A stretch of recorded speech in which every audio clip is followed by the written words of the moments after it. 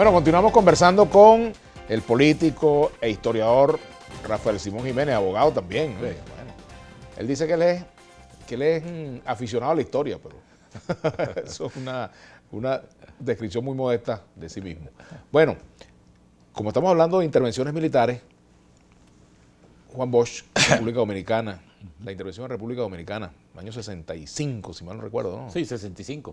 Por cierto que se hace, por supuesto, forzada por los Estados Unidos, pero bajo una coalición internacional, donde es la OEA la que manda una fuerza de paz, entre comillas, para derrocar, digamos, o para apoyar el derrocamiento del presidente Juan Bosch, que siempre fue un socialdemócrata un poco radicalizado, un poco a la izquierda y que siempre tuvo esa confrontación con los Estados Unidos. Por cierto, hay que hacer una salvedad en honor a la verdad histórica, que es que el gobierno de Leoni, a pesar de que el gobierno venezolano venía teniendo una política exterior muy subordinada a la de los Estados Unidos dentro de la visión hemisférica, sin embargo salva su voto, se opone a la intervención militar en la República Dominicana. ¿Qué es lo que lleva a esa invasión, a esa intervención? Bueno, que hubo un movimiento militar que estaba a punto de ser derrotado por aquel famoso general Camaño Deño y Wessing, como partidarios, y cuando estaba a punto de ser aplastada la insurrección, entra la Fuerza de Paz a validar, digamos, el derrocamiento, vamos a decirlo así, del doctor Juan Bosch.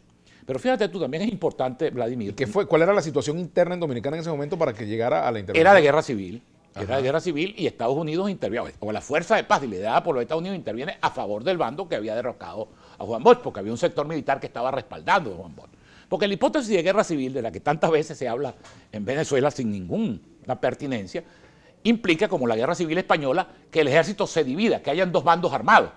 Aquí en Venezuela no hay ninguna hipótesis de guerra civil porque aquí hay un bando armado y un bando absolutamente desarmado. Pero también es importante, Vladimir, y vamos a Granada y a Panamá, también es importante hablar de los intentos de invasión de Cuba a Venezuela, ¿no? Muy bien referidos, por cierto, en el libro del Macho Pérez Marcano, que participó directamente en eso. En el desembarco la manera, bueno, no solamente el desembarco en Machurucuto, el desembarco por Falcón, las armas que se descubren, y que por cierto había una comisión de la OEA a constatar unas armas que se descubrieron en Falcón también y que estaban destinadas a impedir las elecciones de 1963.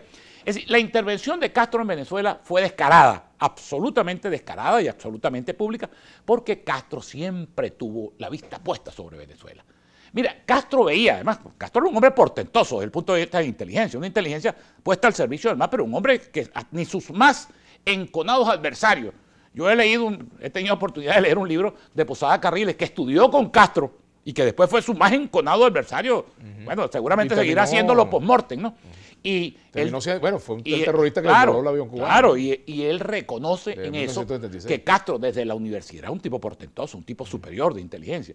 Entonces Castro, chicos, siempre tuvo la visión de que Venezuela debía ser la base de operaciones de un gran movimiento antiimperialista, por el petróleo y por la ubicación geopolítica.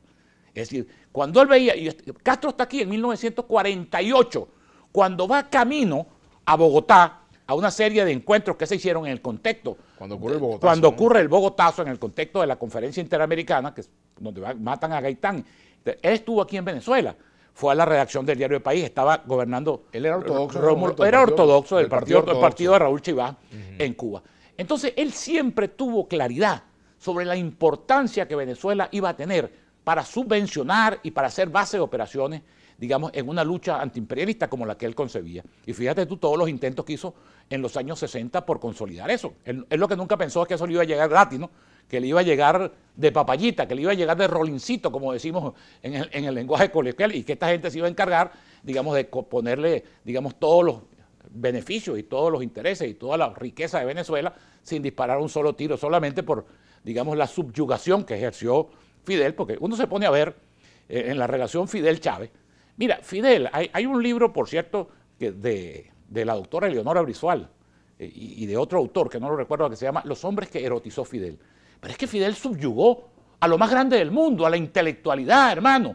Todos, incluso Vargas Llosa, que ahora reniega y que dice todo, bueno, estaba a los pies de él, Sartre, es decir, Simón de Beauvoir, es decir, la gran intelectualidad del mundo, pero además los líderes. ¿Tú te imaginas la hipoteca que hizo, por ejemplo, Salvador Allende, chico, que le permite a Castro estar un mes de visita en Chile, en medio de todo aquel caos? Es decir, era un hombre con un talento excepcional y era una figura icónica en América Latina. Ahora imagínate tú al arañero de Sabaneta, como gloriosamente lo nombran también, frente a aquel portento de hombre que había dominado a hombres que eran 10 veces mayor que Chávez. Entonces Chávez se subyugó y Chávez le entrega y es la realidad actual de Venezuela.